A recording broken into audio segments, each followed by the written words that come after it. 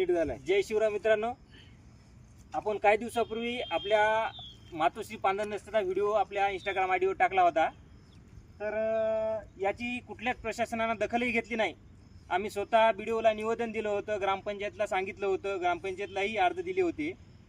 याच्यावर कुठल्याच प्रशासनानं नियोजन केलं नाही किंवा कार्यवाही केली नाही. त्यामुळे त्रस्त जे शेतकरी आहेत या पांढरण रस्त्याच्या याच्यातले, यांनी स्वतः खर्च करून या पांढरण रस्त्याला मुरुम टाकलेला आहे. आणि जे प्रशासन आहे हे एकदम काम असं निकृष्ट दर्जाचं काम झालेलं आहे, त्याला अनुमती देत आहे कसं, याची चौकशी व्हायलाच पाहिजे. हे आपल्यासोबत शेतकरी आहे, त्या दिवशी रात्रभर 12 वाजेपर्यंत यांनी ट्रिपा टाकण्यासाठी आपल्याला मदत केलेली आहे. यांना विचारू काय म्हणजे फंड कुठून आला, म्हणजे पैसे कुठून आले? हजार रुपये गोळा केले आणि काही शेतकरी म्हणले काही गरज नाही, म्हणले आम्हाला जायचंच नाही, म्हणजे तुम्हाला गरज तुमची आखाडी जवळ म्हणून टाका म्हणते. म्हणजे आता तुम्ही स्वतः खर्च करून स्वतः टाकलाय. संध्याकाळचे 11 वाजले लेवल करायला, दुसऱ्या दिवशी 12 वाजले. बरोबरला खर्च केला, ट्रॅक्टर फसलं, दुसऱ्या ट्रॅक्टरला ओढून काढलं, इथं माय वाचली, इथून काढलं, इथं माय वाचली. बघू शकता, शेतकऱ्याला स्वतः खर्च करावा लागत आहे.